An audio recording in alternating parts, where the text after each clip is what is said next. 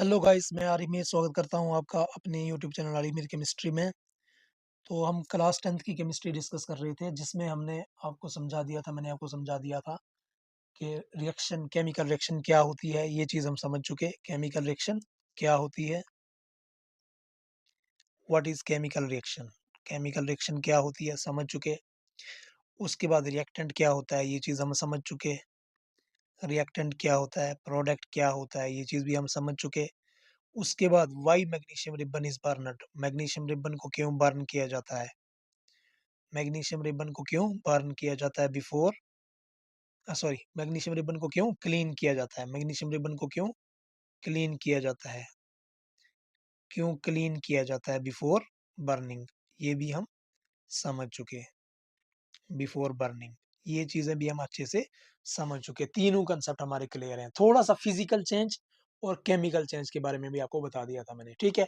अब chemical reaction में आपको पता है क्या होता है। केमिकल रिएक्शन में रिएक्टेंट जो है वो प्रोडक्ट्स में कन्वर्ट हो जाते हैं, यही होता है ना। रिएक्टेंट्स, केमिकल रिएक्शन में क्या होता है, रिएक्टेंट्स जो है वो क्या बन जाते हैं, प्रोडक्ट्स बन जाते हैं। Reactants are converted into products, यही होता है केमिकल रिएक्शन में। एक केमिकल रिएक्शन में रिएक्टेंट्स इनटू प्रोडक्ट्स बन जाते हैं। प्रोडक्ट्स क्या होते हैं, ये आपके न्यू सब्सटेंसेस बन जाते हैं भाई, यही होता है, ठीक है। अब जो है इंपॉर्टेंट बात ये कि जो जब conversion of reactant into product होती है, ठीक है, तो वहां पे हम देख सकते हैं it is accompanied by some features. कुछ फीचर्स होते हैं, कुछ कैरेक्टरिस्टिक्स होते हैं, जिनसे हमें पता चल जाता है कि भाई ऐसा हो गया, भाई ऐसा हो गया। बात समझ रही कि ऐसी चीज हो गई। यही new substances with new different properties जब बनती हैं, तो हमें पता चल जाता है कि भाई किस कैसे पता चलता है हमें। या तो मैंने आपको बताया था, या तो हमें पता चलता है कुछ कैरेक्टरिस्टिक्स से पता चल जाता है, कुछ कुछ चेंजेस वहां आ जाती है, वहां पे कुछ चेंजेस हो जाती है, यहाँ पे कुछ चेंजेस हो जाती है। मैंने क्या क्या बताया था, क्या क्या चेंजेस हो सकती है। या तो वहां पे इवोल्यूशन ऑफ गैस हो सकती है, बताया था ना भाई। या तो यहाँ पे इवोल्यूशन ऑफ गैस हो सकती है कैरेक्टरिस्टिक्स से, या तो गैस इवॉल्व हो जाएगी, या तो फॉर्मेशन ऑफ प्रेसिपिटेट हो जाएगा। ये समझा चुका था मैं आपको। या तो फॉर्मेशन ऑफ प्रेसिपिटेट, या तो कभी कभी प्रेसिपिटेट बन जाएगा।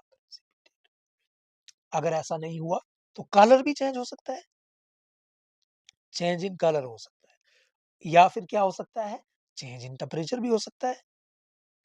इनमें से कोई भी चीज हुई होगी तो हम समझेंगे वाई वहां पे रिएक्शन हुई है, वहां पे रिएक्शन हुई है। या चेंज इन स्टेट, फिजिकल से फिजिकल स्टेट से, यानी फिजिकल स्टेट चेंज हुई है, सॉलिड से लिक्विड, लिक्विड से गैस, या गैस से फिर से सॉलिड, कुछ भी चेंज हो सकती है। Change in state, change in state, ये स्टेट।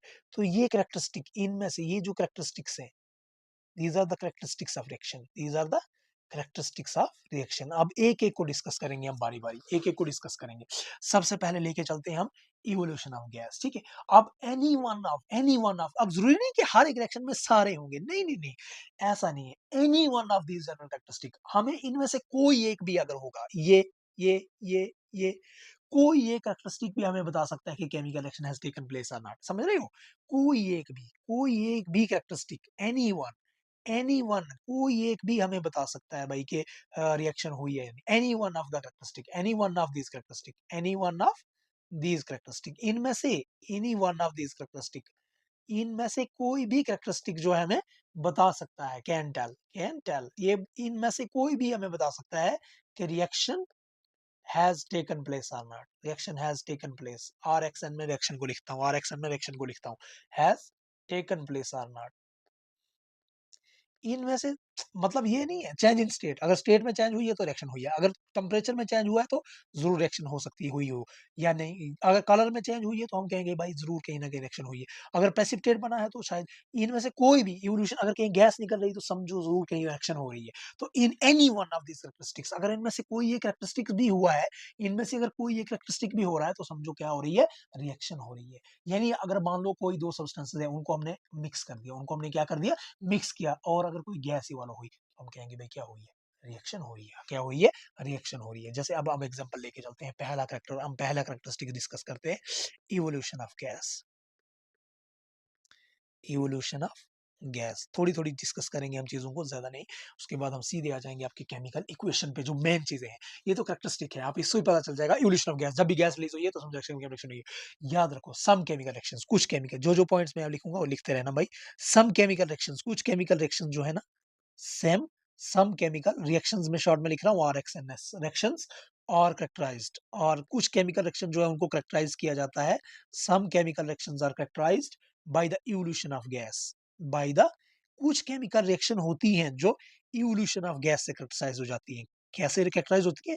अब आपने देखना, ये आप सोच रहे होंगे भाई ऐसी कौन सी रिएक्शंस हैं और ऐसी कौन सी रिएक्शंस हैं जो कैरेक्टराइज हो जाती हैं इवोल्यूशन ऑफ गैस से, कौन सी रिएक्शंस है ऐसी, ऐसी कौन सी रिएक्शंस है भाई? हैं ऐसी रिएक्शंस यार, क्यों नहीं है? जैसे मैं बताऊँ आपको, अब मैं बताता हूँ आपको कौन सी ऐसी रिएक्शन है। भाई आप तो सोच रहे हो अपने दिमाग में, ये कौन सी ऐसी रिएक्शन है जो इवोल्यूशन ऑफ गैस से पता चल जाती है, जहाँ गैस रिलीज हो गई और हमें पता चल गया रिएक्शन हुई। हाँ होती है। जैसे देखो, मैं याद रखनी है, अब आपने ये याद रखनी है, नोट डाउन भी करनी है। कौन सी रिएक्शन है? जब भी द केमिकल रिएक्शन, जैसे द केमिकल रिएक्शन बिटवीन, जब भी केमिकल रिएक्शन बिटवीन, BW मैंने शॉर्ट में लिखा बिटवीन के लिए, जब भी केमिकल रिएक्शन होगी बिटवीन जिंक के दरमियान एंड, और किसके दरमियान? डाइल्यूट सल्फ्यूरिक एसिड के दरमियान। किसके दरमियान? सल्फ्यूरिक एसिड, लेकिन डाइल्यूट, डाइल्यूट, डाइल्यूट होता है जिसमें थोड़ा बहुत वाटर भी मिलाया गया हो। एक होता है कंसंट्रेटेड, वो होता है प्योर। कंसंट्रेटेड कैसा होता है? Pure sulphuric acid. Sulphuric acid को किंग ऑफ एसिड्स भी कहा जाता है। सल्फ्यूरिक एसिड H2SO4 होता है सल्फ्यूरिक एसिड का फार्मूला। ये है sulphuric acid H2SO4। Sulphuric acid acid होता है, बहुत खतरनाक एसिड होता है, सीखोगे आप जब आगे आगे चलोगे तो। तेजाब भाई, जिसको तेजाब कहते हो आप लोग, तो ये तेजाब सल्फ्यूरिक एसिड है। तो रिएक्शन बिटवीन जिंक, जिंक और डाइल्यूट, डाइल्यूट है लेकिन कैसा है? डाइल्यूट का मतलब है इसमें थोड़ा सा पानी मिला हुआ है। थोड़ा सा क्या मिला हुआ है भाई साहब? पानी मिला हुआ है थोड़ा सा, ठीक है। यानी पानी में एसिड मिला हुआ है, ना कि एसिड में पानी मिला हुआ है। ऐसा नहीं होता है, एसिड में पानी डालोगे तो बैंड हो जाएगी, बल्कि पानी में थोड़ा सा एसिड मिलाया जाता है, ठीक है। तो इसको कहेंगे डाइल्यूट है। ये कैसा है? डाइल्यूट सल्फ्यूरिक एसिड है। रिएक्शन जब करोगे जिंक और डाइल्यूट सल्फ्यूरिक एसिड के साथ, इसको कैरेक्टराइज किया जाता है, इज कैरेक्टराइज्ड बाय, इसको कैरेक्टराइज किया जाता है। कैसे कैरेक्टराइज किया जाता है? Bye the evolution of hydrogen gas. हाँ, यहाँ पे किसकी कौन सी गैस निकलती है? इवोल्यूशन ऑफ हाइड्रोजन गैस निकलती है। याद रखना है आपको भाई। क्या याद रखना है? कौन सी गैस निकलती है? हाइड्रोजन गैस निकलती है। यानी जब भी आप, ऐसे होता है, जिंक होगा प्लस H2SO4 होगा। क्या होगा? H2SO4 होगा। तो क्या बन जाएगा? ये ZnSO4 बन जाएगा, जिंक सल्फेट बन जाएगा, प्लस H2 गैस निकल जाएगी। ये एरो दे रहा हूं मैं, समझ आई? यानी जिंक, जिंक प्लस, आपको ये अगर सिंबल याद नहीं रहेंगे तो आप ऐसे याद रखो, zinc plus sulphuric acid, zinc plus sulphuric acid जब भी जुड़ेंगे तो ये जिंक सल्फेट बना लेंगे। क्या बना लेंगे? देखो जिंक जो है जुड़ जाएगा किसके साथ? सल्फेट के साथ, इधर SO4 के साथ। तो ये जिंक सल्फेट बना लेगा, जिंक सल्फेट बना लेगा, और रिलीज क्या हो जाएगी? Hydrogen gas H2। Hydrogen, H2 क्या है? हाइड्रोजन है, हाइड्रोजन गैस है भाई। तो हाइड्रोजन गैस है। तो बताओ भाई, बताओ, पता चला हमें रिएक्शन हुई यहाँ पे? हमें पता चल गया यहाँ रिएक्शन हुई। कैसे पता चला? यहाँ गैस रिलीज हुई है। एरो ऊपर के लिए क्या दिखा रहा है? ये एरो ऊपर के लिए दिखा रहा है गैस रिलीज होना, गैस रिलीज होना दिखा रहा है भाई। समझ में बात आई? देखो यहाँ पे मैं दिखाता हूँ इसको, मैंने यहाँ पे चार्ट रखा था आपके लिए। देखो इस तरह से हुआ है। ये हमारे पास बायो स्टैंड है, ये स्टैंड है। यहाँ पे आपने टेस्ट ट्यूब ली, इस टेस्ट ट्यूब को इसमें डाला। यहाँ पे आपने डाइल्यूट सल्फ्यूरिक एसिड डाला। इसमें क्या डाला भाई? एसिड डाला। कौन सा एसिड डाला? डाइल्यूट, ये लिखा हुआ है डाइल्यूट सल्फ्यूरिक एसिड डाला इसमें आपने। टेस्ट ट्यूब में क्या डाला? डाइल्यूट सल्फ्यूरिक एसिड डाला। डाला ना? ओके, डाला, बहुत अच्छा काम किया आपने। अब इसमें ये डाले आपने जिंक ग्रेन्यूल्स, जिंक के छोटे छोटे छोटे छोटे दाने, जिंक के ग्रेन्यूल्स इसमें डाले आपने, ठीक है। अब ये टेस्ट ट्यूब है, ये कॉर्क से इसको बंद किया, ठीक है। अब क्या किया आपने? जैसे ही इसमें जिंक, जिंक मेटल है, जिंक क्या है? मेटल है, याद रखिएगा, मेटल है। जब भी मेटल को एसिड से रिएक्ट करवाओगे, कभी भी याद रखिएगा, कभी भी मेटल को एसिड से रिएक्ट करवाओगे तो वहाँ हाइड्रोजन ही निकलता है। ये जरूरी नहीं है ऐसे भी हो। जब भी मेटल, और याद रखो यहाँ से ये रिजल्ट भी निकलता है, जब भी मेटल, जब भी मेटल और एसिड की रिएक्शन होगी, जब भी मेटल और एसिड की रिएक्शन होगी तो हाइड्रोजन ही निकलेगा। जब भी मेटल और एसिड की रिएक्शन होगी तो हाइड्रोजन ही निकलेगा। तो अब जिंक, जिंक को आपने क्या किया? जिंक को डाला आपने डाइल्यूट, देख रहे हो डाइल्यूट सल्फ्यूरिक एसिड यहाँ पे पड़ा हुआ, बिल्कुल पड़ा हुआ है। ये देखो इस टेस्ट ट्यूब में पड़ा हुआ है डाइल्यूट सल्फ्यूरिक एसिड। ये अब देखो यहाँ बबल्स निकल रहे हैं, दिख रहे हैं बबल्स, ये टेस्ट ट्यूब आपने ली हुई है, टेस्ट ट्यूब, इसमें दिख रहे हो बबल्स, ये किसके बबल्स लिख रहा है यहाँ, ये देखो लिख रहा है भाई हाइड्रोजन के बबल्स निकल रहे हैं। ये बबल्स यहाँ से डिलीवरी ट्यूब लगी हुई है, यहाँ पे देखो, यहाँ पे सोप सोल्यूशन ली हुई है, इसने सोल्यूशन ली हुई है, इस तरह से पानी में बबल्स निकलेंगे, बबल्स जिस तरह से निकलते हैं। अब हमें कैसे पता चला ये बबल्स किसके हैं, ये बबल्स किसके हैं, पानी के हैं या किसके हैं, पानी के होंगे तो जलेंगे नहीं भाई, वो पानी के वेपर्स हैं या क्या है, नहीं। देखो यहाँ पे आपने इसको जैसे ही मैच स्टिक लगाई, एकदम से ये जलना शुरू हुए, तो जलना शुरू हुए तो भाई क्या पता चला, पता ये चला कि ये हाइड्रोजन गैस थी। क्यों, क्योंकि हाइड्रोजन गैस जो होती है वो फ्लेमेबल होती है, वो जलती है, वो जलती है, वो कैसी होती है, फ्लेमेबल होती है, तो वो जलती है। देखो hydrogen of burning of gas, या अब ये बर्निंग हो रही है, पॉप साउंड के साथ जल रही है भाई, बर्निंग हो रही है, ठीक है। तो ये जो जलना शुरू हो गई, ये जो जलना शुरू हो गई, ये गैस जलना स्टार्ट हो गई, बात समझ आई। तो गैस जो है पूरी तरह से जलना स्टार्ट हो गई, ये यहाँ से गायब भी हो गया, कोई बात नहीं, छोड़िए। तो ये इस तरह से आपने देखा कि इवोल्यूशन ऑफ गैस हुई, क्या हुई, इवोल्यूशन ऑफ गैस हुई भाई, ठीक है। तो जिंक ग्रेन्यूल्स को जब आपने डाला, तो आपने डाला, आप ऐसे भी देख सकते हो, देखो ऐसे हम, एक जरूरी नहीं आप अपना भी बना सकते हो, एक्सपेरिमेंट ही होता है। आपने ऐसे ले लिया, एक फ्लास्क ले लिया, आप, आपको मैं बताता हूँ आप क्या करना, आपके पास होगा नहीं ना घर में सिस्टम, आपके पास होगा, हाँ आपके पास, अगर इथेनॉल, अगर आपके पास है कोई मेटल घर में, तो होगा नहीं, छोटा सा मेटल, जब आप लैब में जाओगे ना, वहां आपके पास होगा, जब लैब में जाओगे ना आप, तो लैब में आप देखना, प्रैक्टिकल करके देखना भाई, लैब में प्रैक्टिकल छोटा सा लेना, लेकिन ज्यादा बड़ा नहीं लेना, कोई छोटा सा मेटल लेना, जिंक के ग्रेन्यूल्स ही लेना, और वहां पे आप एसिडिक नेचर का कोई सब्सटेंस लेना, HCl लेना या कुछ लेना, ये आपके पास कोई कॉनिकल फ्लास्क ले लो आप, एक छोटी सी, ठीक है, ये ले लीजिए आप,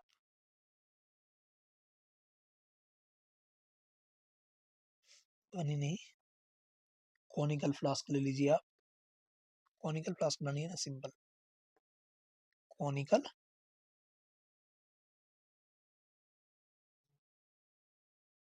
ऐसे एक कॉनिकल फ्लास्क ले लीजिए आप भाई, ठीक है। अब क्या करिए, इसमें आप डालिए हाइड्रोजन गैस, सॉरी ये क्या डालिए इसमें, ये डाला भाई इसमें हमने, ये डाला इसमें हमने भाई डाइल्यूट सल्फ्यूरिक एसिड, ये डाला डाइल्यूट सल्फ्यूरिक एसिड, ये है डाइल्यूट सल्फ्यूरिक एसिड, इसमें डाला हुआ है हमने, ठीक है, ये डाइल्यूट सल्फ्यूरिक एसिड। अब इसमें जिंक के ग्रेन्यूल्स डाले मैंने, ये रहे जिंक के ग्रेन्यूल्स इसमें, ये जिंक के ग्रेन्यूल्स मोटे मोटे से जिंक के दाने डाले उठा के।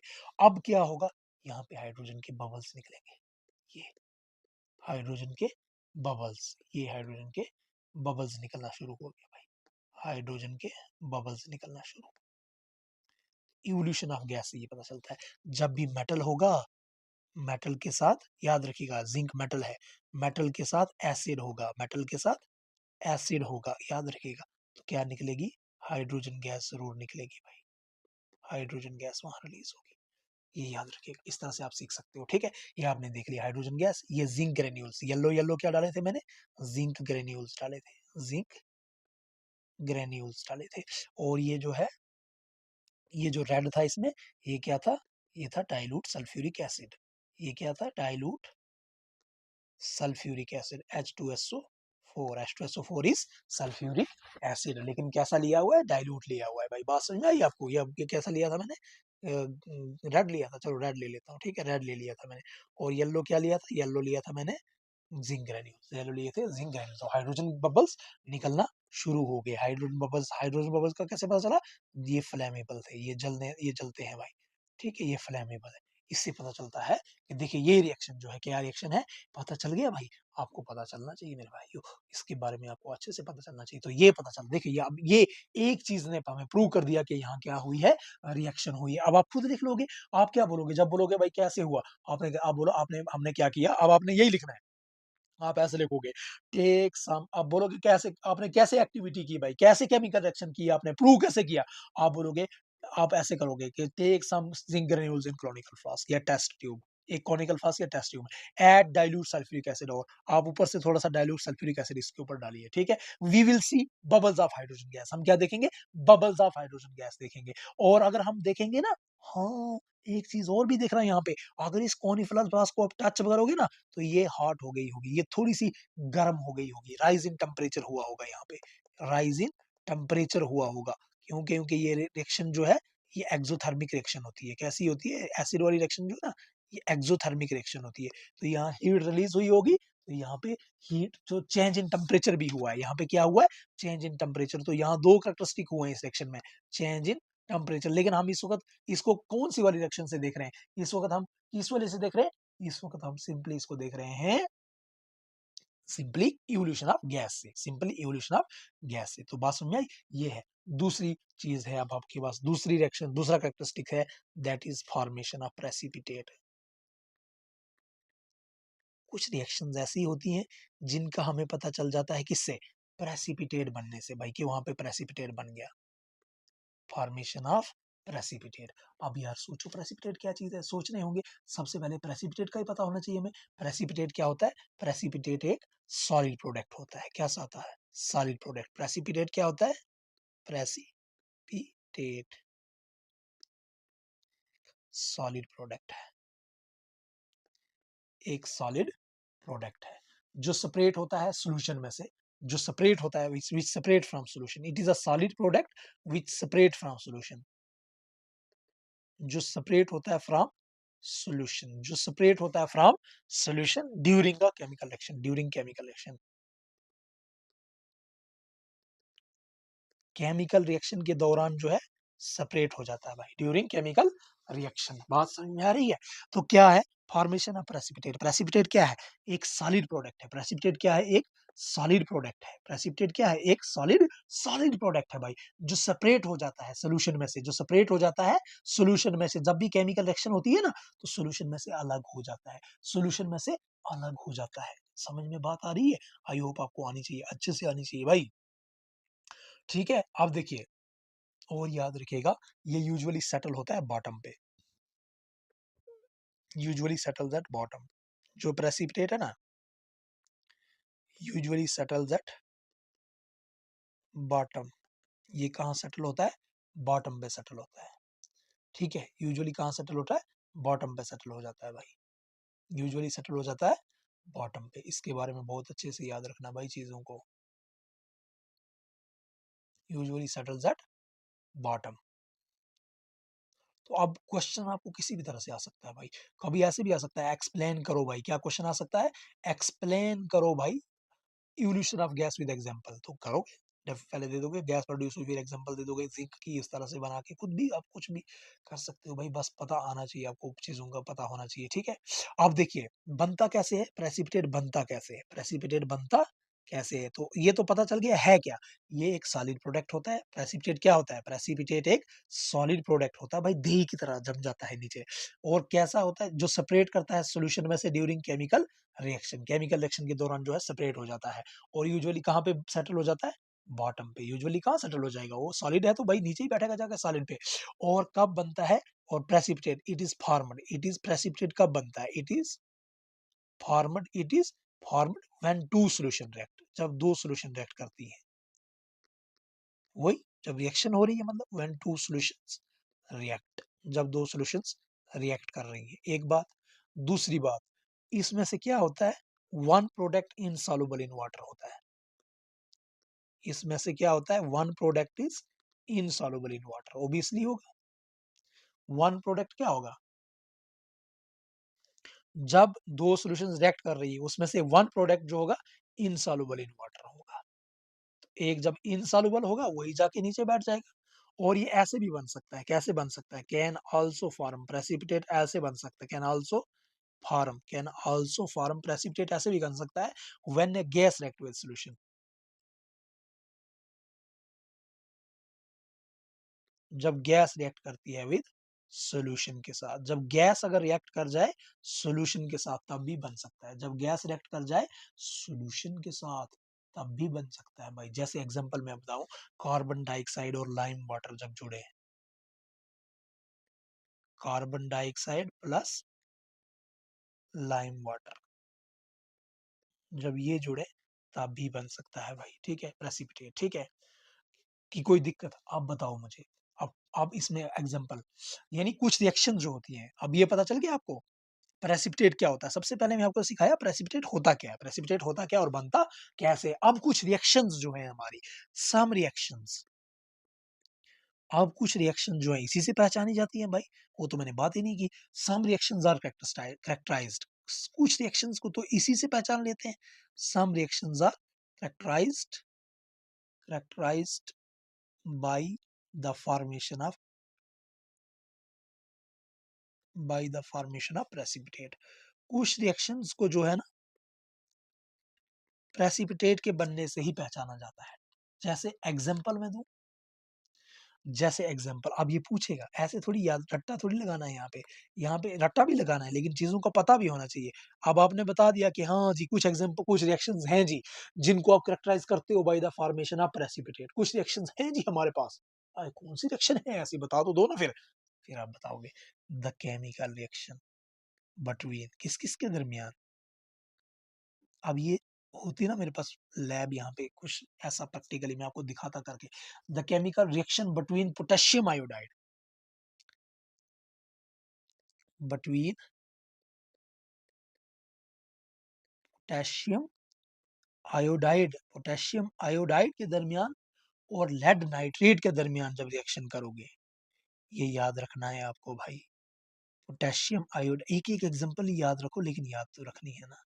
लेड नाइट्रेट और पोटेशियम आयोडाइड के दरमियान जब रिएक्शन करोगे तो ये formation of yellow precipitate of lead iodide से हो जाती है पहचान इसकी। इज करेक्टराइज्ड, इसको कैसे पहचानोगे, इस रिएक्शन को कैसे पहचानोगे? इज करेक्टराइज्ड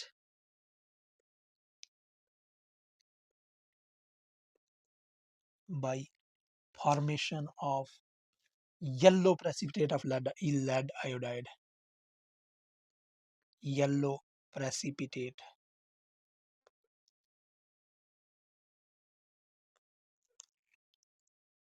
येलो प्रेसिपिटेट बनते हैं, प्रेसिपिटेट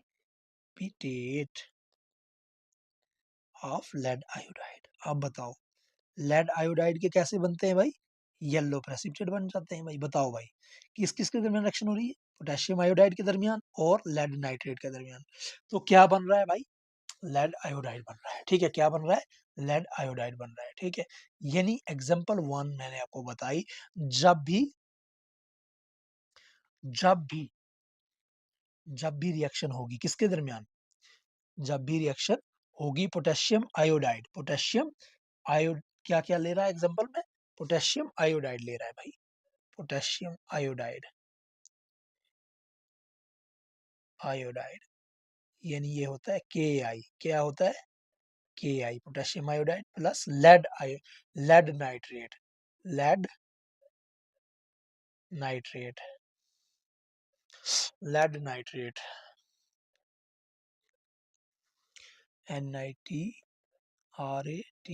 लेड नाइट्रेट।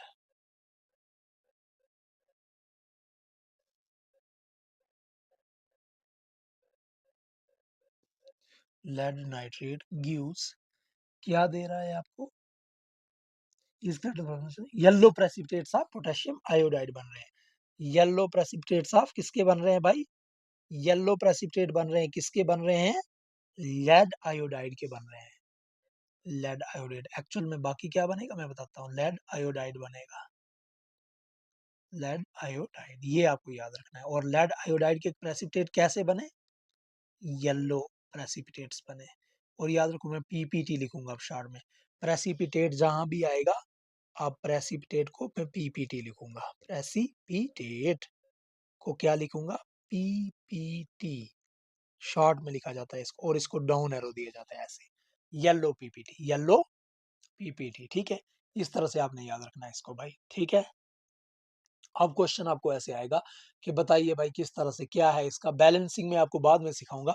सबसे पहले आप याद रखिए lead nitride, PbNO3 whole twice, PbNO3 whole twice. जब हम बैलेंसिंग सीखेंगे तो याद कर लेंगे, फिलहाल यहाँ देख लो लेड नाइट्राइड, लेड नाइट्राइड आपका बना PbI2, PbI2, Pb चूंकि यहाँ पे आई जो है एक ही है, यहाँ पे I2 है तो यहाँ पे भी 2 लगना चाहिए, 2 टाइम्स, क्योंकि जितने एटम्स इस साइड है उतने एटम्स उस साइड भी होने चाहिए। प्लस यहाँ बना आपके पास potassium nitrate KNO3, KNO3, NO3 जो यहाँ पे NO3 2 टाइम्स यहाँ पे है, K यहाँ भी 2 टाइम्स है, NO3 यहाँ भी 2 टाइम्स है, तो यहाँ भी क्या लगना चाहिए 2 पोटेशियम नाइट्रेट। ये बन गया भाई। यानी रिएक्शन जो मैं बनाऊंगा अलग से, अगर रिएक्शन खाली मैं बना के दिखाऊं आपको, तो ये बनती है रिएक्शन। क्या रिएक्शन बनती है भाई? रिएक्शन ये बनती है 2 टाइम्स KI प्लस PB। ये आ सकती है भाई आपको, ये बैलेंस करनी भी आनी चाहिए। जैसे मान लो मैं अगर ऐसे ही रख देता हूँ, सपोज करो PbNO3 लेड नाइट्रेट मैंने लिख दिया, ठीक है। गिव्स, ये देगा lead iodide PbI3 PbI lead iodide plus KNO3 KNO3 lead का होल ट्वाइस रहता है, ठीक है। इस तरह से PbNO। अब यहाँ पे जो है पोटेशियम PbI2 होता है ये। जब यहाँ I2 हो गया तो इसको भी जो है पोटेशियम आयोडाइड 2 टाइम्स I करना पड़ेगा। जब ये 2 टाइम्स I हो गया तो K 2 टाइम्स हो गया। जब K 2 टाइम्स हो गया तो ये लो K को 2 टाइम्स कर दिया। अब NO3 यहाँ भी 2 टाइम्स है, NO3 यहाँ भी 2 टाइम्स हो गया। लेड को देखियो, लेड जो है एक ही टाइम है, लेड एक ही टाइम है। जितने एटम्स इस साइड हैं उतने एटम्स उस साइड भी होने चाहिए। ये हो गई बैलेंस इक्वेशन। इसी को कहते हैं बैलेंस करना इक्वेशन को। ये इंपॉर्टेंट चीज है। ये देखो, ये बना लेड आयोडाइड का येलो प्रेसिपिटेट। लेड आयोडाइड का येलो प्रेसिपिटेट इंपॉर्टेंट चीज है भाई। येलो पीपीटी बना, याद रखना अच्छे से। ये है पोटेशियम नाइट्रेट। ये बन गया आपका पोटेशियम नाइट्रेट। KNO3 क्या होता है? Potassium nitrate. KNO3 क्या होता है? याद भी होना चाहिए आपको, चीजें पता भी होना चाहिए। पोटेशियम है, K क्या है? पोटेशियम। NO3 क्या है? नाइट्रेट।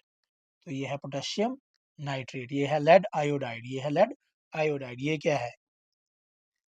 ये लेड आयोडाइड है। ये क्या है? ये लेड नाइट्रेट है। ये लेड नाइट्रेट है। PbNO3, NO3 नाइट्रेट होता है तो Pb लेड होता है, तो लेड नाइट्रेट। ये कौन सा मुश्किल काम है? KI ये पोटेशियम है, I है तो आयोडीन होता है, लेकिन इसके ऊपर नेगेटिव चार्ज होगा। ये पॉजिटिव है, K पॉजिटिव है, I नेगेटिव है, तो I के ऊपर जब नेगेटिव आएगा तो उसको आयोडाइड बन जाएगा, तो पोटेशियम आयोडाइड हो गया। कौन सा मुश्किल काम है? कोई मुश्किल काम नहीं है, इतना आसान है ये। तो ये रिएक्शन हो गई। यहाँ पे सीखने का मतलब क्या था? मुझे इस रिएक्शन में सिखाना क्या था? मुझे इतनी लंबी एक्शन नहीं करनी थी।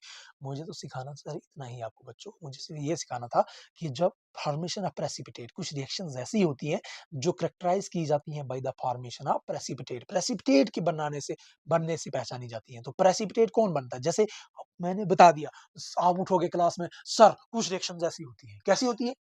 जिनको हम पता लगा लेते हैं, जिनका हम कैसे पता लगा लेते हो जी? गैस के निकलने से। हाँ जी, बताओ जी कौन सी रिएक्शन है? हाँ जी सर, जब मेटल और उसके साथ एसिड मिलाएंगे तो हाइड्रोजन गैस निकल जाती है। Oh very good very good very good, ये तो पहचान लिया आपने। कुछ रिएक्शन ऐसी भी होती है सर। कैसी रिएक्शन होती है सर? जिनमें प्रेसिपिटेट बन जाता है। ओके, कौन सी ऐसी रिएक्शन है भाई जिसमें प्रेसिपिटेट बन जाता है? जरा बताइएगा। फिर तो फंस जाओगे अगर याद नहीं की होगी रिएक्शन तो। रिएक्शन का पता तो होना चाहिए, रिएक्शन का पता होना चाहिए भाई। इसलिए रिएक्शन आप फिर बताओगे कौन सी रिएक्शन? उसको सर मुझे ये पता है, जब भी हम लेड नाइट्रेट, जब भी हम पोटेशियम आयोडाइड और लेड नाइट्रेट, पोटेशियम आयोडाइड और लेड नाइट्रेट को मिक्स करेंगे तो आगे पोटेशियम लेड आयोडाइड बनेगा। क्या बनेगा? Lead iodide. और उसके जो पीपीटी होंगे वो येलो पीपीटी होंगे। कैसे होंगे?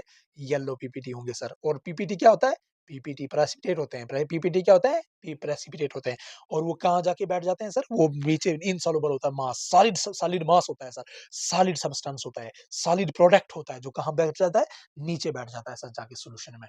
की दिक्कत कोई दिक्कत भाई? तो बताओ, है तो बताओ। ठीक है। और सर और कोई रिएक्शन भी है भाई पता आपको? और कोई रिएक्शन भी? सर हमें तो बड़ी पता है। कौन सी है सर? सल्फ्यूरिक एसिड और बेरियम क्लोराइड की अगर देखोगे तो वहां भी white precipitate of barium sulphate बन जाते हैं। इतना ज्यादा लंबा नहीं खींचूंगा, एक ही रिएक्शन अच्छे से करना। लेकिन बता देना सर, अगर पूछ ले कोई टीचर आपको, और रिएक्शन भी जानते हो कि एक ही की रिएक्शन के बारे में जानते हो? नहीं सर, हम जानते हैं। अगर सर सल्फ्यूरिक एसिड को अगर लोगे, किसको लोगे? सल्फ्यूरिक एसिड को लोगे, किसके साथ लोगे? सर बेरियम क्लोराइड के साथ, BaCl2 के साथ, बेरियम क्लोराइड के साथ लोगे अगर सर, फिर बेटा क्या हो जाता है? हाँ जी सर, सर आगे जो है बेरियम सल्फेट बन जाता है सर। क्या बन जाता है? बेरियम सल्फेट बन जाता है। इस रिएक्शन को शॉर्ट में करवाऊंगा, बेरियम सल्फेट बन जाता है सर। अच्छा, बेरियम सल्फेट बन गया बेटा, ठीक है। ये बेरियम सल्फेट कैसा होता है सर? ये जो है ना, इसके व्हाइट प्रेसिपिटेट होते हैं सर। इसके कैसे होते हैं? व्हाइट प्रेसिपिटेट होते हैं। फिर तो टीचर खुश हो जाएगा, ओह बच्चे को तो अच्छी केमिस्ट्री आती है।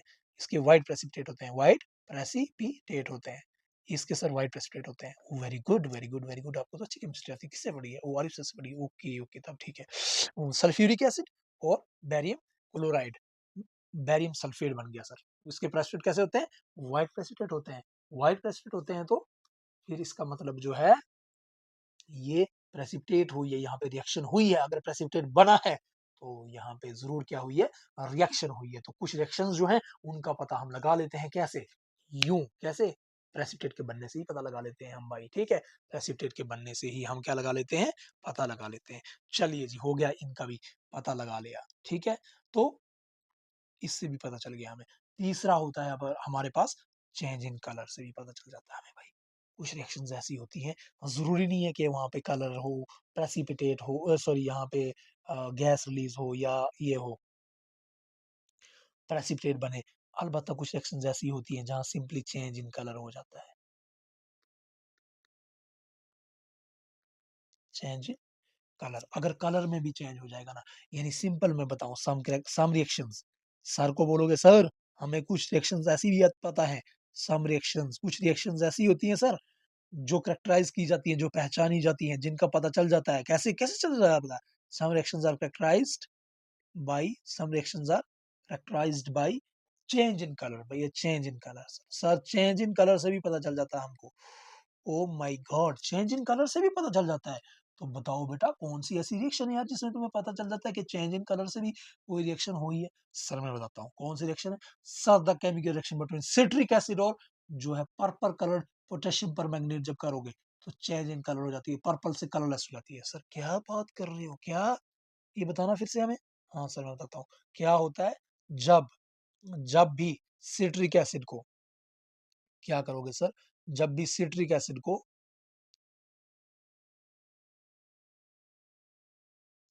सिट्रिक एसिड प्लस किसके दरमियान, reaction between citric acid and purple coloured potassium permanganate, purple coloured, purple coloured, यानी पोटेशियम परमैंगनेट लिख लूं मैं सीधे।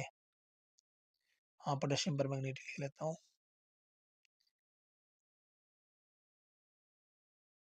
पोटेशियम परमैंगनेट, KMnO4 होता है इसका फॉर्मूला, पता होना चाहिए आपको, KMnO4। चलो बाद में लिखता हूँ उसको मैं। सिट्रिक एसिड, सिट्रिक एसिड का तो भाई मेरे को बनाना नहीं आएगा, बहुत लंबा फार्मूला होता है, अगर बनाने लगूंगा यहाँ पे आप भी कंफ्यूज हो जाओगे।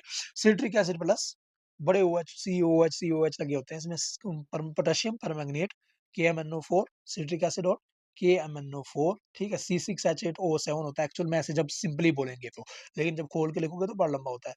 KMnO4 प्लस सिट्रिक एसिड, जब इसको मिक्स करोगे, ये कैसा होता है भाई, सिट्रिक एसिड कैसा होता है सर, ये पर्पल कलर्ड होता है। ये कैसा होता है, पर्पल कलर्ड होता है। सर इस पर्पल कलर्ड को जो ना, जब मिक्स सर किसके साथ रिएक्ट करोगे, सिट्रिक एसिड के साथ कल मिक्स करोगे सर, ठीक है। तो क्या हो जाता है ना सर, ये क्या हो जाता है आगे सर, ये हो जाता है हमारे पास, आगे बन जाती है जो सॉल्यूशन, वो बन जाती है सर कलरलेस सॉल्यूशन। कैसी, ये पीछे कैसी थी, पर्पल कलर्ड, आगे बन जाती है एक्चुअल में जो है, ये बनती है पैरामैग्नेटिक एसिड बन जाता है और पोटेशियम आइसोसिट्रेट बनता है। आगे बनता है, आगे पता है क्या बनता है, आगे बनता है पैरामैग्नेटिक एसिड, आगे बनता है, एक बनता है पैरामैग्नेटिक एसिड, प्लस बनता है इसके साथ में पोटेशियम आइसोसिट्रेट, पोटेशियम, ये आपको याद नहीं रखना है, इतना आपसे नहीं पूछेगा, पर मैं आपको फिर भी बता रहा हूँ। पोटेशियम आइसोसिट्रेट, आपको सिंपली ये याद रखना है कि यहाँ पे क्या था सर जी, सर जी यहाँ ये तो था, ये जो था पर्पल कलर्ड था। अगर ये पर्पल कलर्ड था तो यहाँ क्या हो गया सर जी, ये जो आगे चीज बनी ना सर जी, ये सर जी कलरलेस हो गई। ओहो, कलरलेस हो गई। इसका मतलब देखो, COLOR, ये भी स्पेलिंग है कलर की, और COLOUR बोथ का स्पेलिंग एक्सेप्टेबल है, घबराना नहीं है, ठीक है। तो कलरलेस जो है, अब देखो चेंज इन कलर हो गया, पर्पल से क्या हो गया, कलरलेस हो गया। पर्पल से, तो पर्पल से जब कलरलेस हो जाएगा, पर्पल से जब कलरलेस हो जाएगा, पर्पल से जब कलरलेस हो जाएगा, हम क्या बोलेंगे, क्या हुई है, रिएक्शन हुई है। हम क्या बोलेंगे, क्या हुई है भाई, रिएक्शन हुई है। तो बिकॉज यहाँ जो रिड्यूसिंग एजेंट सिट्रिक एसिड होता है ना, ये पोटेशियम मैग्नेट को पर्पल से कलरलेस कर देता है। ये सिट्रिक एसिड का सबसे बड़ा रोल है, ये काम कर देता है सारा, ये सारा काम कर देता है, ये कलरलेस। ऐसे भी देख लेना, कलर को हटाने में काम आता है। जो सिट्रिक एसिड होता है ना, नींबू में भी होता है। नींबू में जहां भी आपका खट्टा होगा ना, वहां सिट्रिक एसिड होता है। जहां लेमन हो आपका, लेमन में सिट्रिक एसिड होता है। ऑरेंज में सिट्रिक एसिड होता है, जहाँ खट्टा वहाँ सिट्रिक एसिड। याद रखिएगा, जहाँ खट्टा होगा ना वहाँ पे सिट्रिक एसिड होगा, जहाँ भी खट्टी चीज़ होगी वहाँ सिट्रिक एसिड होगा। और नींबू में देख लो सिट्रिक एसिड बहुत भरा होता है, और नींबू को दाग-शाग दो हटाने में काम आता है। देखो कहीं पे कलर उसको डिकलराइज़ करने में कहीं काम आता है। आपने देखा होगा दाग होगा, आप बोलते हैं भाई कहीं कलर लगा होगा तो उसको बोलते हैं इसको हटा दो यहाँ से भाई। तो ये कलर सिंपल बात ये है कि चेंज कैसे, चेंज इन कलर कैसे पहचान लिया सॉल्यूशन को आपने? कि आपने कैसे पहचाना रिएक्शन को आपने? सर हमने ऐसे पहचान लिया। कैसे पहचान लिया? 1 सेकंड में पहचान लिया। कैसे पहचाना? हमने ऐसे पहचाना कि पहले सॉल्यूशन पर्पल कलर की थी। जैसे ही सिट्रिक एसिड उसमें डाला तो जो है कलरलेस हो गई, हमें पता चल गया वहाँ रिएक्शन हो गई है। वहाँ क्या हो गई है? रिएक्शन हुई है। क्या रिएक्शन हुई है? वहाँ पोटेशियम परमैंगनेट से पैरामैग्निक एसिड बन चुका है और पोटेशियम आइसोसिट्रेट बन गया है। पहले जो अलग थे रिएक्टेंट, प्रोडक्ट अलग बन गया है भाई। इसका मतलब वहाँ रिएक्शन हुई है। अच्छा बस यही रिएक्शन आती है या दूसरी भी आती है? सर हमें दूसरी भी आती है। किसके दरमियान? अगर SO2 सल्फर डाइऑक्साइड गैस और के पोटेशियम डाइक्रोमेट K2Cr2O7 के दरमियान अगर करोगे तो वहाँ भी ऑरेंज से ग्रीन हो जाती है भाई। क्या बात है? देखो अगर ये रिएक्शन करोगे किसके दरमियान? SO2 ये गैस होती है, SO2 गैस होती है ये, सल्फर डाइऑक्साइड गैस और एसिडिफाइड, एसिडिफाइड होता है K2Cr2O7, इसको बोलते हैं पोटेशियम डाइक्रोमेट। क्या बोलते हैं? पोटेशियम। ये मैं आप इतने लेवल का आपको है नहीं, बट मैं आपको शॉर्ट में बता रहा हूँ, पोटेशियम डाइक्रोमेट। फिर भी आपको जिसको केमिस्ट्री सीखनी है वो अच्छे से सीखे। अगर इनके बीच में रिएक्शन करवाओगे, अगर इनके रिएक्शन में, तो यहाँ क्या होता है? ये रिएक्शन ऑरेंज होती है, ये जो है ऑरेंज होता है। ये कैसा होता है? ये ऑरेंज कलर्ड सोल्यूशन होती है। मैं मोटा-मोटा बता रहा हूँ, ये ऑरेंज कलर्ड होती है। ये वाली सॉल्यूशन कैसी थी? ये वाली ऑरेंज कलर्ड होती है।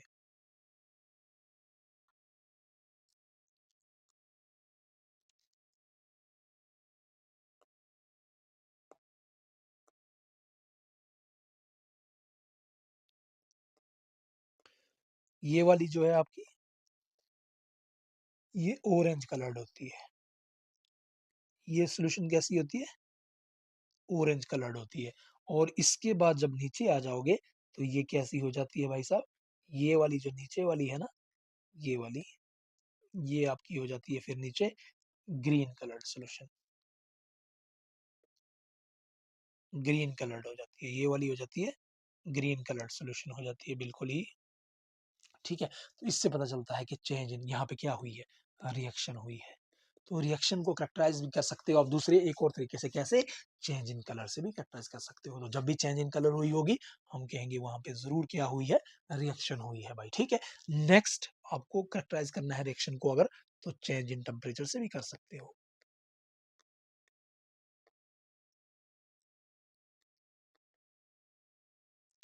Change in temperature, change in temperature से भी आप रिएक्शन को जो है कैरेक्टराइज़ कर सकते हो। अब ऐसे भी लिखेंगे हम, फिर वही बात लिखेंगे कि कुछ रिएक्शंस को जो है हम कैरेक्टराइज कर सकते हैं कैसे? बाय द चेंज इन, वही some reactions can be characterized in by some reactions. कुछ रिएक्शंस ऐसी भी हैं can be characterized, some reactions can be, मैं आपके लिए आसान बना रहा हूँ, same language, can be characterized by change in temperature. Temperature में भी अगर चेंजिंग होगी तो हम कह सकते हैं कि जरूर वहां पे क्या हुई है? रिएक्शन हुई है। क्या हुई है? रिएक्शन हुई है। ठीक है? आप बताओ भाई, सच में या ऐसे ही? कोई एग्जांपल है आपके पास? यस सर, है हमारे पास एग्जांपल। क्या एग्जांपल है? जब भी आप क्विक लाइम, जो क्विक लाइम होता है जैसे चूना ही होता है आपको, जब भी आप उसको वाटर के साथ रिएक्ट करते हो तो स्लेक्ट लाइम बन जाता है। और आपने देखा होगा वहां कितनी हीट एनर्जी प्रोड्यूस होती है, कभी देखा है घोल के चूने को पानी में? नहीं देखा। दिस रेज, जिससे हीट रेज हो जाती है और टेम्परेचर भी जो है हीट बहुत बढ़ जाता है। अब रिएक्शन मिक्सचर हॉट हो जाती है, इसलिए हम कह सकते हैं कि केमिकल रिएक्शन। इसलिए मैं तो कह सकता हूँ भाई, आप कहो ना कहो, मैं तो कह सकता हूँ कि जो केमिकल रिएक्शन है चूने वाली, आपने अगर देखी होगी द केमिकल रिएक्शन, ये पॉइंट्स लिख लेना भाई, जो मैं पॉइंट पॉइंट लिख रहा हूँ सिर्फ। द केमिकल रिएक्शन बिटवीन, हर एक कैरेक्टरिस्टिक, हर एक पॉइंट के नीचे में एक पॉइंट लिख रहा हूँ। The chemical reaction between quick lime, जो चूना होता है आपका, देखा होगा आपने, quick lime and water. Quick lime और वाटर के दरमियान जो रिएक्शन होती है to form slaked lime, slaked lime बनाने के लिए।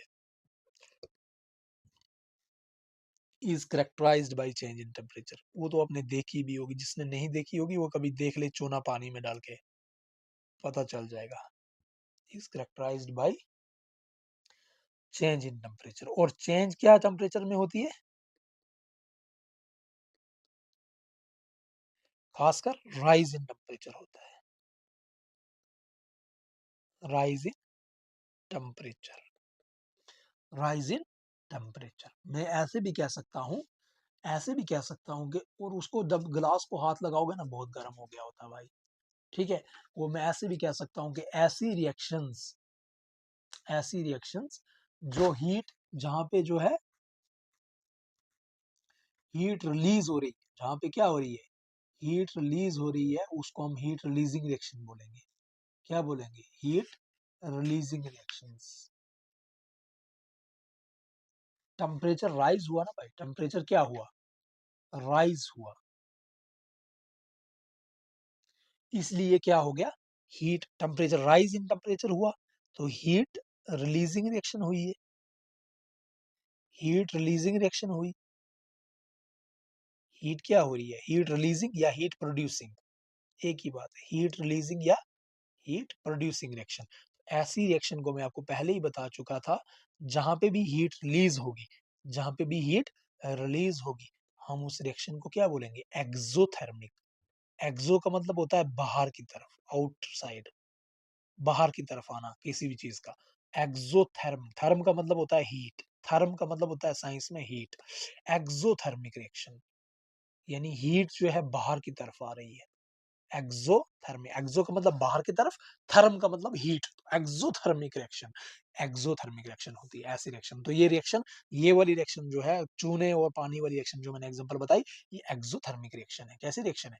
एक्सोथर्मिक। अच्छा वो बताओ, जो अभी आपको जिंक और उसके दरमियान की एग्जांपल बताई थी मैंने, जिंक और सल्फ्यूरिक एसिड वाली, जो जिंक और H2SO4 की एग्जांपल बताई थी, बना था जिंक सल्फेट और H2 बना था, ठीक है ना। मैंने बताया था कि भाई जब एच मेटल और जब भी एसिड मिलता है, मेटल और एसिड मिलता है तो हाइड्रोजन निकलता है, और वहां जब हाइड्रोजन निकलता है तो भाई वहां भी टेम्परेचर राइज होता है, तो वो रिएक्शन भी कैसी होएगी? ये रिएक्शन भी कैसी होएगी? एक्सोथर्मिक। तो भाई ये रिएक्शन भी हम एग्जांपल दे सकते हो आप, एक्सोथर्मिक रिएक्शन है, ये भी रिएक्शन कैसी है? एक्सोथर्मिक। यहाँ पे प्लस में लिखोगे आप, plus heat, plus heat, reaction के साथ में प्लस हीट लिख दोगे भाई, ठीक है।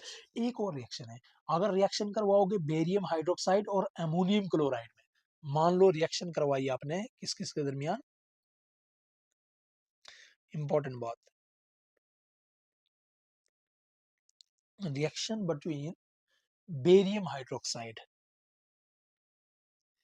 यहाँ पे लिखता हूँ, सीधे लिखता हूँ, barium hydroxide.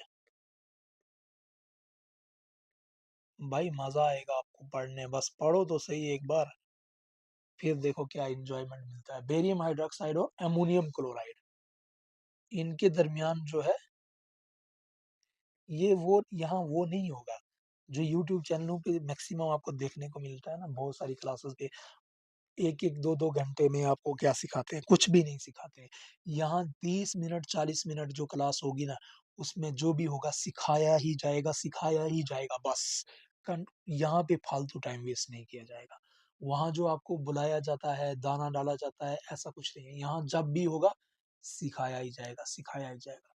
The chemical reaction between barium hydroxide and ammonium chloride, जब ये बनता है तो फॉर्म बेरियम क्लोराइड, आगे क्या क्या बनता है? बेरियम क्लोराइड बनता है, वाटर बनता है, प्लस वाटर बनता है साथ में, और अमोनिया बनता है। ये तीन चीजें बनती हैं साथ में। ये जो है, ये चेंज इन टेम्परेचर, यहाँ पे फॉल इन टेम्परेचर होता है। इस रिएक्शन में क्या होता है? टेम्परेचर गिरता है भाई, फॉल इन टेम्परेचर होता है। यहाँ ऐसा कुछ नहीं है कि आपका टाइम वेस्ट किया जाएगा। जितना टाइम आप बैठे रहोगे मेरे साथ, सीखते रहोगे, बस सीखते रहोगे। फालतू टाइम में कुछ नहीं है कि ऐसा है वैसा है। मैंने देखा एक यूट्यूब चैनल, वो आपको मतलब 1 घंटे के अंदर सिर्फ क्या सिखाया उस बंदे ने? What is physical change, what is chemical change. 1 घंटे का लेक्चर देके, जबकि मैं उसको सिखाऊं 2 मिनट, 5-10 मिनट में।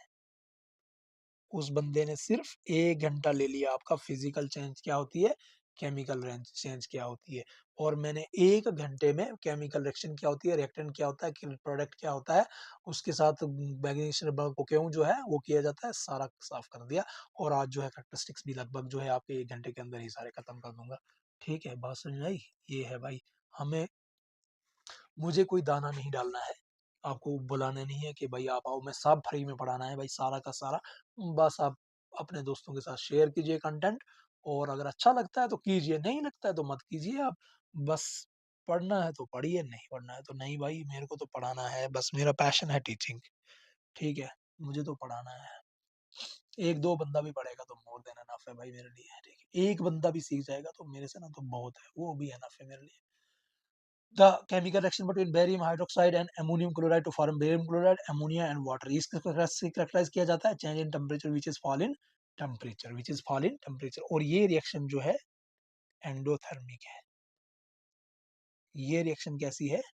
एंडोथर्मिक है। यानी एंडोथर्मिक का मतलब क्या होता है, आप समझ गए? आप एंडो अंदर की तरफ है, इनसाइड की बात हो रही है, अंदर की तरफ बात आ रही है, एंडो अंदर की तरफ। थर्म का मतलब वही बता दिया मैंने, थर्मिक मतलब हीट। तो एंडोथर्मिक हीट एब्जॉर्बिंग है, हीट एब्जॉर्बिंग, हीट रिलीजिंग नहीं है, हीट एब्जॉर्बिंग रिएक्शंस होती हैं ऐसी। एक्सोथर्मिक कौन सी होती है? The reactions which release heat. The exothermic क्या होगी? Which release heat. Endothermic which absorb heat, which absorb heat. पूछ लेगा भाई, कभी ऐसे भी पूछ लेगा। एक्सोथर्मिक रिएक्शन क्या होती है? The reaction which absorb heat endothermic होगी। The reaction which absorb heat exothermic क्या होगी? Which release heat. एक्सोथर्मिक क्या होगी? Which release heat. और एंडोथर्मिक क्या होगी? Which absorb heat. बात समझ में आ रही है? और लास्ट कैरेक्टरिस्टिक है आपका, उसको भी फाइनलाइज कर ही लेते हैं अब। मेरी कोशिश थी कि इसको 40 मिनट के अंदर कंप्लीट करना है, लेकिन अब क्या करें, नहीं हो पाता है भाई, चीजों को समझाने में टाइम लग जाता है। लास्ट है आपका change in state. Change in state, change in, अब कैरेक्टरिस्टिक अब इस तरह से भी पहचान सकते हो, चेंज इन स्टेट। लेकिन मैं चाहता हूँ कैरेक्टरिस्टिक सारे एक ही रिएक्शन में खत्म हो जाएं, एक ही लेक्चर में, ताकि हम जो है नेक्स्ट केमिकल इक्वेशन पे आ जाएं और बैलेंसिंग को सीखना शुरू करें। बैलेंसिंग ही तो मेन चीज है भाई। ठीक है, अब देखिए कुछ कैरेक्टरिस्टिक, कुछ केमिकल रिएक्शंस ऐसी हैं जिसको कैरेक्टराइज कर सकते हो आप चेंज इन स्टेट से भाई। नोट बनाओ अपने भाई, ऐसे ही बनाओ, बस ऐसे ही बनाओ। Some chemical reactions can be characterized by change in state। Change in state से कर सकते हो उनको। जैसे फॉर एग्जांपल देखो, अब जो कैंडल वैक्स है, मान लो आपकी, मैं सिंपल एग्जांपल देता हूँ। जब कंबस्टन करोगे कैंडल वैक्स की तो क्या होगा? क्या होगा? चेंज इन स्टेट हो जाएगी, सॉलिड से लिक्विड हो जाएगा एंड गैस। क्योंकि वैक्स जो है सॉलिड है, वाटर फॉर्म हो गया बाई कंबस्टन ऑफ वैक्स, जो है लिक्विड है रूम टेम्परेचर पे, जबकि कार्बन डाइऑक्साइड जो प्रोड्यूस हुई वहां पे कंबस्टन ऑफ वैक्स से, वो क्या है? वो गैस है। बात समझ आ रही है? ये सिंपल एग्जांपल है। जैसे जब वैक्स को जलाओगे, जो in the form of wax candle की फॉर्म में होगी भाई, तो वाटर और कार्बन डाइऑक्साइड प्रोड्यूस होते हैं। वाटर वो वेपर्स की फॉर्म में होता है, ठीक है। अब वैक्स जो है वो सॉलिड है, वाटर जो है लिक्विड है, जबकि कार्बन डाइऑक्साइड जो है वो क्या है? गैस है। This means during the combustion reaction के दरमियान क्या हो रहा है? फिजिकल स्टेट चेंज हो रही है सॉलिड से टू लिक्विड एंड गैस। तो इसलिए मैं कह सकता हूं द केमिकल रिएक्शन, इंपॉर्टेंट चीज है भाई, एंडोथर्म। ये बात हो गई। अब आपकी चेंज इन स्टेट में जब बात करेंगे, कैंडल की बात करेंगे, किसकी बात करेंगे? कैंडल की बात करेंगे। वाटर ये नहीं समझना, वो वाटर वेपर्स की फॉर्म में होता है भाई, वेपर्स की फॉर्म। ये सोचे कि पानी है तो चल कैसे रहा है भाई, वहाँ वेपर्स की फॉर्म में पानी निकलता है, जिस थोड़ा थोड़ा थोड़ा वेपर, वाटर वेपर्स की फॉर्म में निकलता है। जो the combustion reaction of candle, example में लेके चलता हूँ, the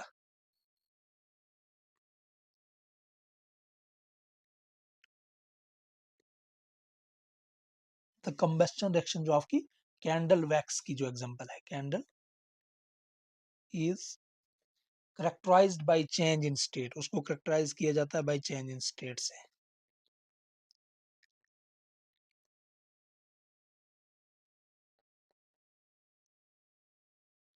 by change in state from solid to liquid and gas.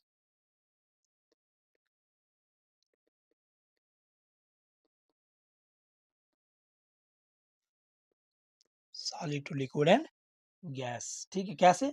Because, आपको मैं यहाँ शॉर्ट में लिख लेता हूँ, बिकॉज, याद रखिएगा, बिकॉज कोई पूछ लेगा तो क्यों, वैक्स जो है, वैक्स इज सॉलिड। वैक्स कैसी है जी? सॉलिड है, वैक्स सॉलिड है। Water vapours formed by combustion of wax is liquid. Water जो है वो, वाटर जो बनेगा, वाटर जो बनेगा, water formed, water formed by combustion of wax,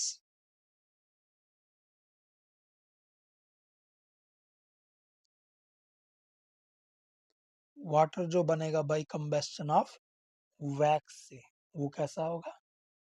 वो वो कैसा होगा? लिक्विड होगा रूम टेम्परेचर पे।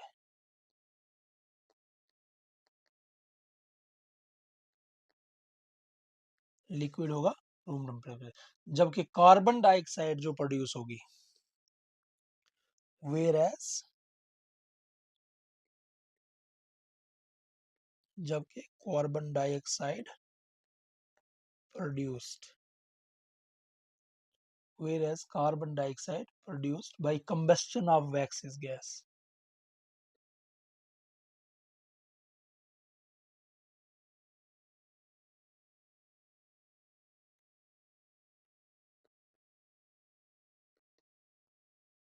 Is gas। ठीक है, ये है भाई, कुछ ऐसी रिएक्शन हैं जो एक से ज्यादा कैरेक्टरिस्टिक दिखा सकते हैं।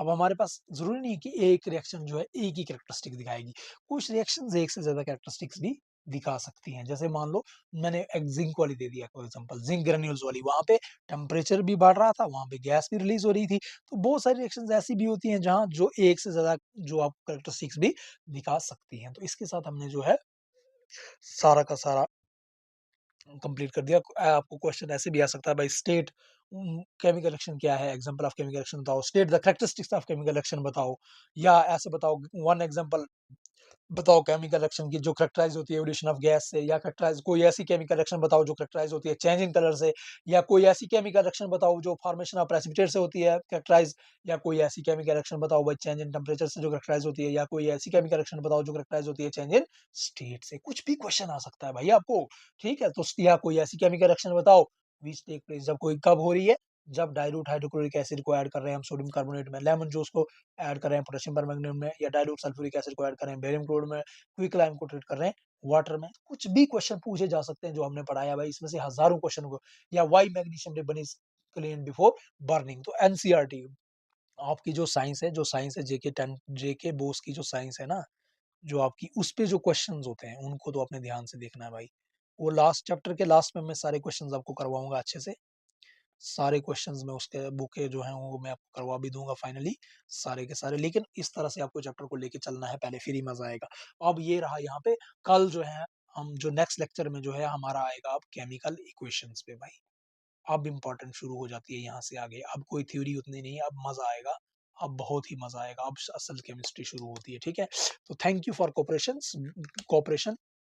जितने लोग भी जो है जुड़े हुए हैं अच्छे से जुड़े, बस कॉपी पेन पकड़ के बैठे और लिखते रहें भाई, लिखना जरूरी है, अपने नोट्स बनाने बहुत जरूरी है, तब जाके काम बनेगा। थैंक